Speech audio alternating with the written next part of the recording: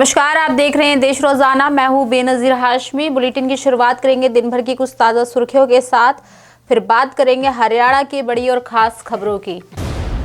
वित्त मंत्री निर्मला सीतारमण ने आज बजट 2025 पेश किया। इसमें कई तरह की घोषणाएं की गई, जिसको लेकर प्रधानमंत्री नरेंद्र मोदी ने बजट के लिए निर्मला सीतारमण को बधाई देते हुए कहा, बजट बहुत अच्छा है। महाराष्ट्र सरकार ने देवेंद्र फडणवीस और एकनाथ शिंदे से जुड़े एक झूठे केस की जांच के लिए विशेष जांच दल एसआईटी का गठन किया। आपको बता दें, मामला उद्धव ठाकरे की अगुवाई वाली महाविकास आघाड़ी सरकार के कार्यकाल का है। देश के 12 राज्यों में शनिवार को कोहरे का अलर्ट जारी रहा। यूपी, बिहार और दिल्ली में सुबह धुंध छाई रही। वहीं दिल्ली के आईजीआई एयरपोर्ट पर विजिबिलिटी 50 मीटर दर्ज की गई। मोदी सरकार के तीसरे कार्यकाल का पहला पूर्ण बजट आज संसद में पेश किया गया। वित्त मंत्री निर्मला सीतारमण लगातार आज 8वीं बार बजट पेश कर इतिहास रचा। इसके तहत 12 लाख रुपए तक की सालाना आय को पूरी तरह से मुक्त कर दिया गया। इसके साथ ही कई अन्य क्षेत्रों के लिए भी बड़ा ऐलान किया गया। गृह मंत्री अमित शाह ने आज पेश हुए बजट 2025 की जमकर तारीफ की। अमित शाह ने बजट 2025 में टैक्स कटौती की सराहना करते हुए कहा कि मिडिल क्लास पीएम मोदी के दिल में बसता है।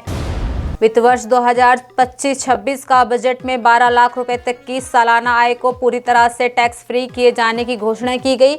इससे 80,000 रुपये की बचत होगी। वहीं 18 लाख रुपए सालाना आय पर 70,000 रुपये की सेविंग होने की बात कही गई। आम बजट में कैंसर जैसी गंभीर बीमारियों से जूझ रहे मरीजों के लिए खुशखबरी सामने आई है, जिसमें कैंसर और अन्य बीमारियों की 36 जीवन रक्षक दवाओं को टैक्स फ्री करने की बात कही गई। बजट भाषण में वित्त मंत्री निर्मला सीतारमण ने ऐलान किया।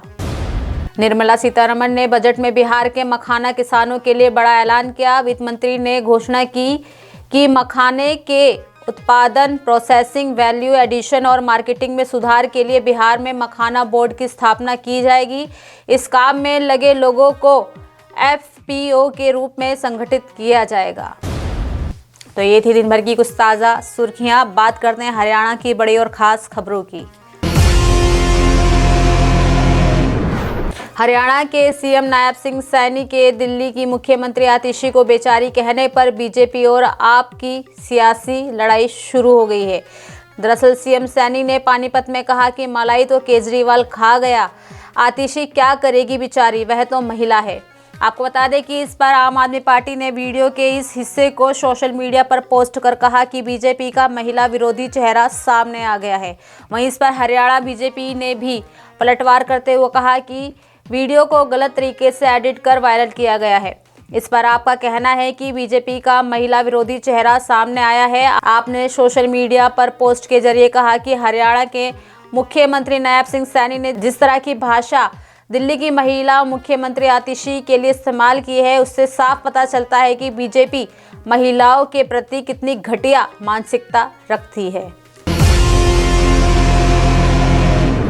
हरियाणा के मुख्यमंत्री नायब सिंह सैनी ने आम बजट की प्रशंसा की। दरअसल सैनी ने कहा कि मोदी सरकार के तीसरे कार्यकाल का पहला बजट देश की अर्थव्यवस्था के लिए पहिए को तेज गति से घुमाने वाला है और साल 2047 तक विकसित भारत के लक्ष्य को सफलतापूर्वक हासिल करने वाला है।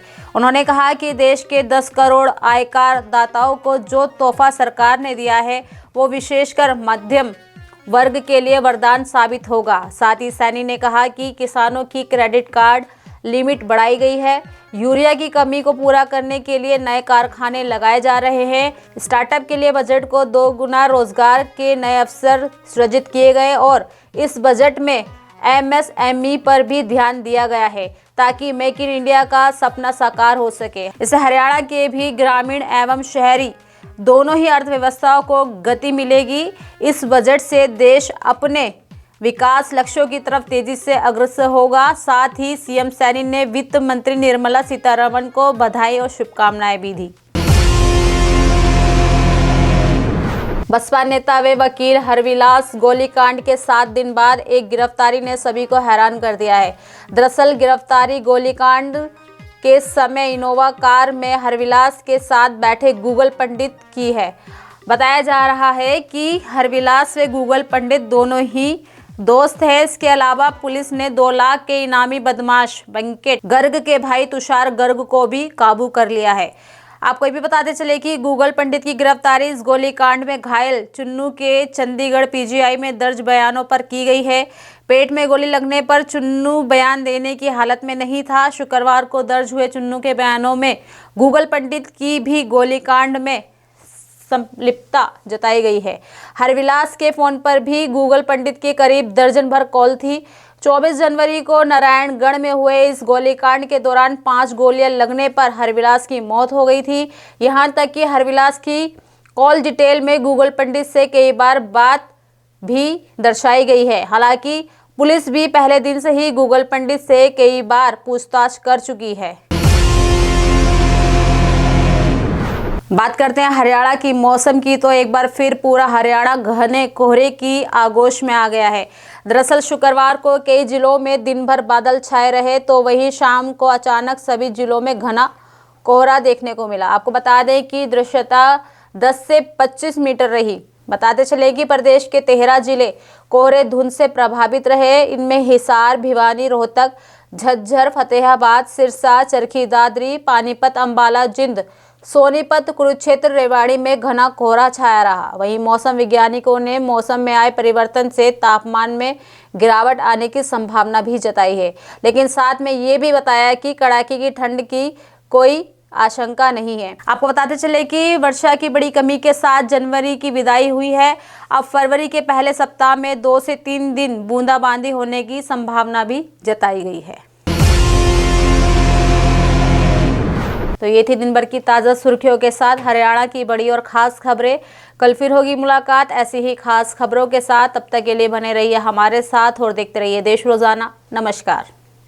हमारे साथ जुड़े रहने के लिए सब्सक्राइब करें देश रोजाना के YouTube चैनल को और नई वीडियो की नोटिफिकेशन पाने के लिए बेल आइकन जरूर दबाएं। अगर आप ये वीडियो Facebook या Instagram पर देख रहे हैं तो पेज को लाइक और फॉलो जरूर करें और ज्यादा से ज्यादा शेयर करें।